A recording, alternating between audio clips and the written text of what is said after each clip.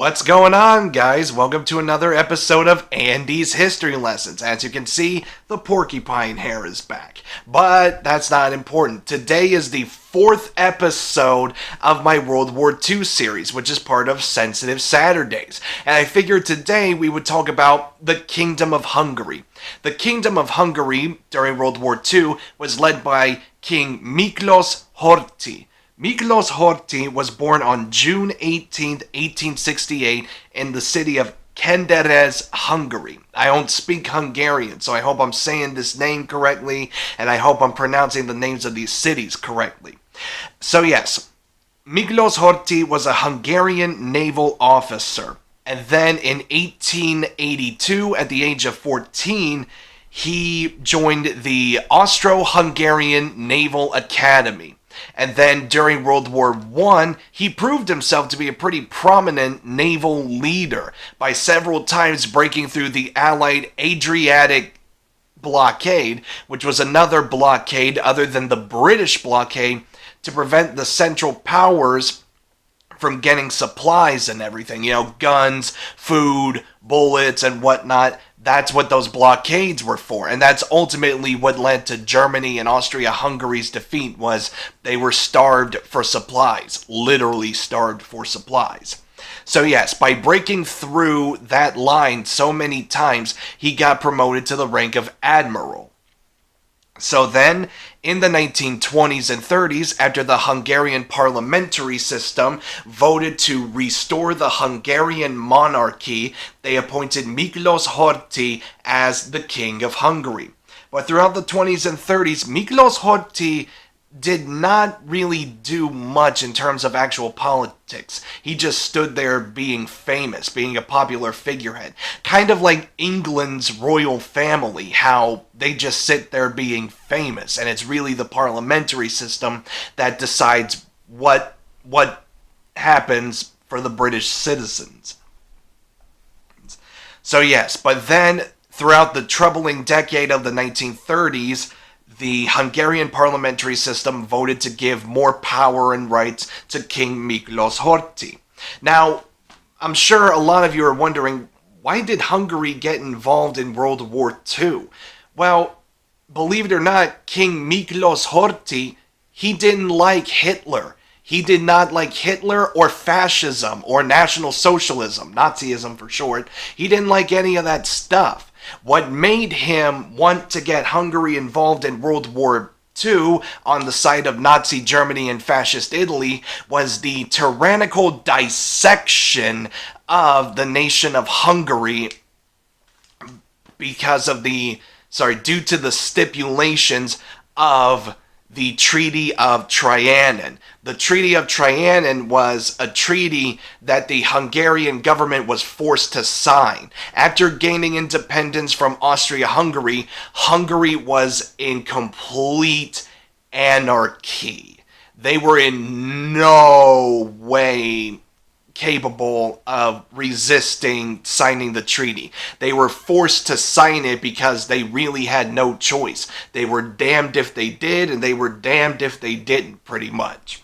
So yes, as you can see from this picture right here, the northernmost point of Hungary, which is southern Slovakia and Carpathian Ruritania, I'll get to that in a minute, that went to the newly established Republic of Czechoslovakia, which was part of Austria-Hungary before and during World War I. And as you can see on the eastern side of Hungary, the provinces of northern and southern Transylvania, Crisana and Brabant, which are all Romanian provinces today, they all went back to Romania. They all became Romanian territory. A tiny bit of land from the western part was given to Austria, and the southernmost part, the voivodeship, or Voivodna, Serbia, the Voivodna province of Serbia, was given to the newly established Republic of Yugoslavia. So yes, that's why Miklos Horthy got Hungary involved in World War I. He renounced the Treaty of Trianon, and he got the people of Hungary to renounce the Treaty of Trianon. And I think Hungary today still has claims on half of Romania. I don't know for sure.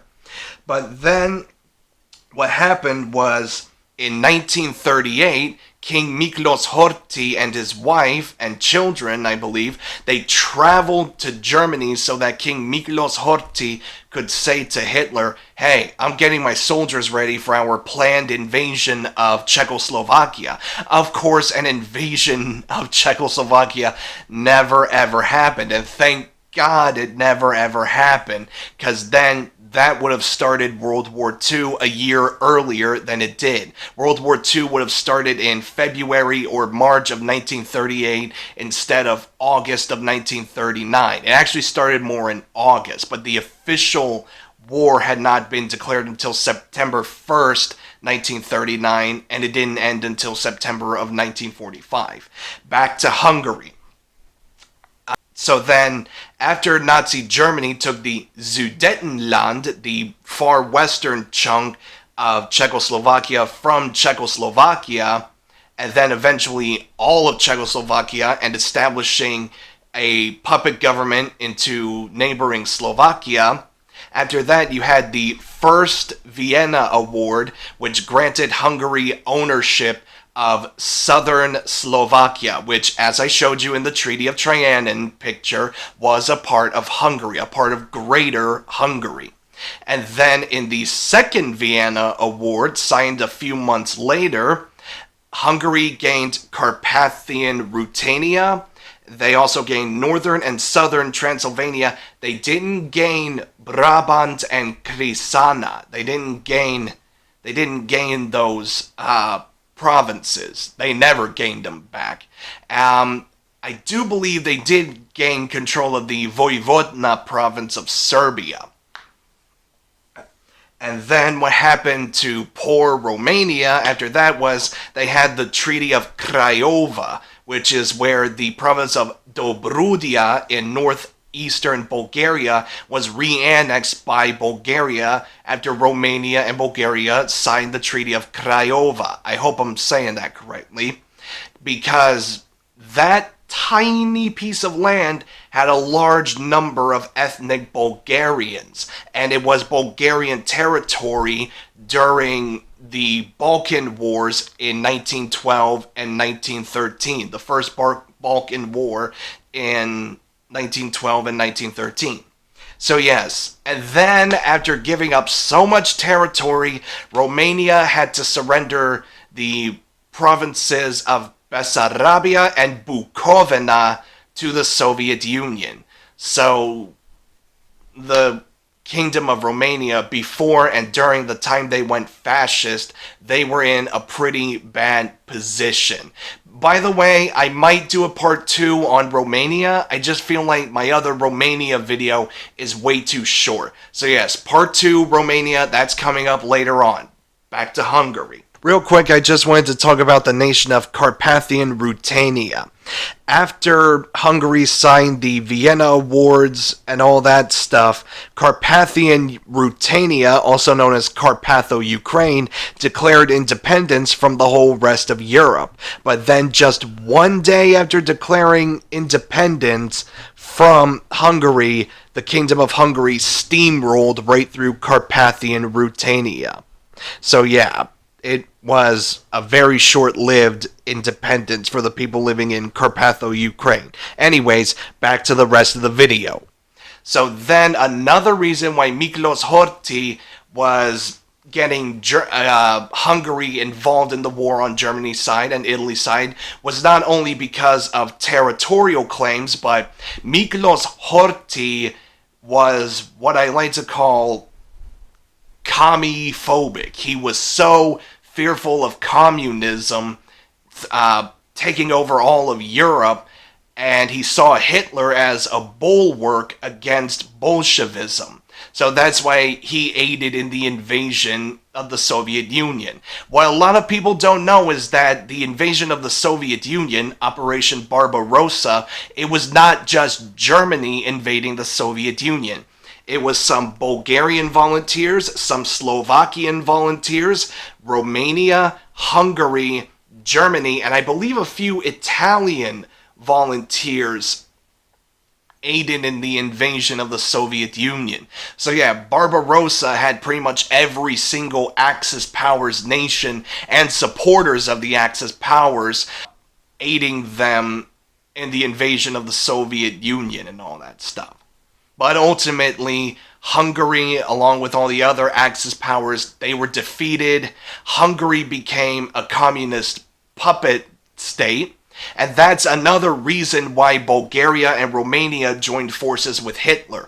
Joseph Stalin wanted to spread communist influence throughout the Mediterranean, throughout Greece and Turkey and all that stuff. So what he wanted to do was set up a few Balkan puppet governments. A communist puppet government in Romania, communist puppet government in Bulgaria, and then he could steamroll through Greece and then steamroll through Turkey, ensuring that communism would reign supreme throughout half of Europe, the way National Socialism and Fascism spread throughout all of Europe before and during World War II. And unfortunately, it's coming back to modern day Europe. It's coming back from the dead throughout the entire continent of Europe.